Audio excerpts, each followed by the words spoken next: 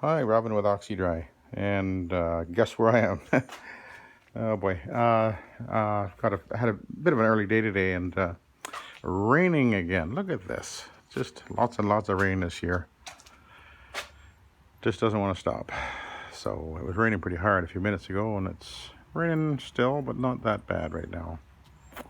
But anyway, let's go on to what I'm up to over here, because obviously I've got the Oreck apart, and actually, I forgot to mention this the last time I did a video talking about maintaining your Oreck and the problem with the start relay that has a tendency over time.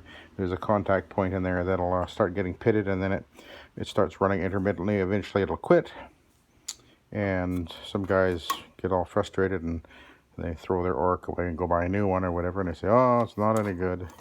But you can replace this part. The part number, if you look it up, it'll come up on Google.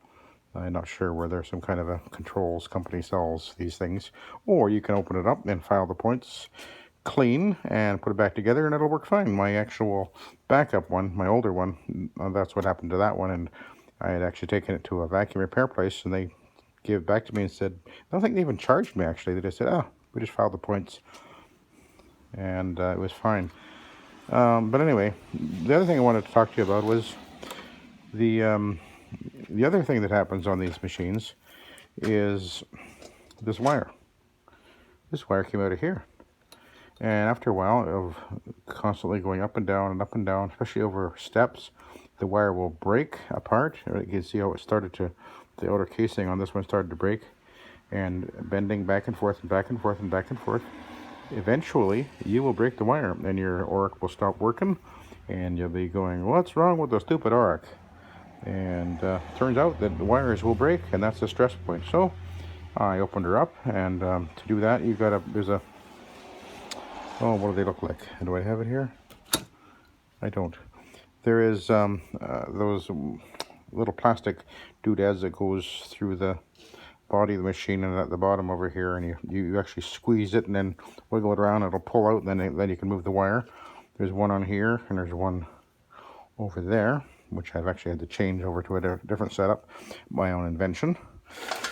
And then you have to open up the switch up at the top here, or undo these 4 screws. So this pops off, and then these wires are all held on with morettes, and then the ground wire is just screwed in, and then you disconnect those wires, and you actually have to, pop this handle out. You undo that screw, the handle will pop out, or you can tap it out, it'll come out, and then you can slide the wire right out. And this is the actual wire. And so I just went and got an extension, had an extra, from another cord from an older machine, from another machine, to put it in place. It's a slightly heavier gauge, but anyway, it's working. I just connected up over here, reconnected it, and I'm about to put it all back together up here, and then of course I will test it, making sure I did this right, and I know I'm doing it right as far as wiring goes. The only tricky part is when you pull it apart up here, there is a extra blue wire, but that actually goes on the common, and then you've got black to black, and obviously the ground. So this extra blue wire coming off of the switch goes onto the common. So I'll be putting that together, screwing it together, and then we're off to the races. And then I had a wee bit of a problem with my hush tone today. I was working with it, and all of a sudden I heard a crack, and looky what happened. This is obviously the handle is a stress point, and they didn't really put a really strong setup here. So what I'm going to do is I'm just going to mix up some epoxy, and I'll put the epoxy on there, and that'll hold it. It'll be far stronger than it was before. So if you guys haven't a hush tone, anyone who has one, you could preemptively just go and mix up some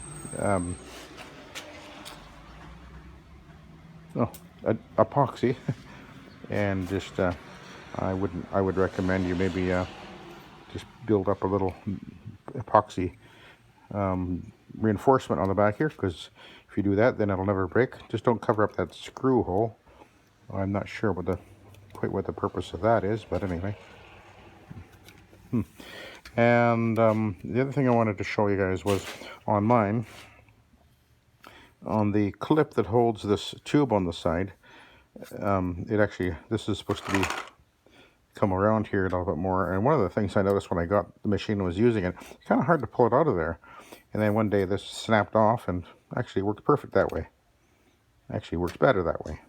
And the other thing is that it's got this big long thing that goes down here which holds the hose, and it's way bigger than it needs to be, and it started to crack, so I just kind of cut off the excess, and it just works fine like that. That actually works better, so that's a improvement, believe it or not, and so is that. And then I would, like I say, I'd recommend, if you've got one of these machines, it's not hard just to go and mix up some epoxy and build up a, you know, a little reinforcement in the back here, and then you won't get that nasty surprise, because you really can't use it when that snaps. You've all the stress and maneuvering the machine is actually going through this back of this handle here, so yeah, definitely watch out for that. So I'll be doing that, and then I'll be good to go. So I'll be putting this back together and gluing that up, and then I've got a commercial job to do tomorrow, and hopefully I'll do some videoing of that. I actually intend to use my 2-speed machine again. I used it the other day, and you saw the video of that, and it worked so wonderful. And I will take the Orbitech. I've done this particular condo many times, but I've always used the Orbitech. But I thought, hey, I'll use my 300 RPM machine just cause. Anyway, I'll let you go.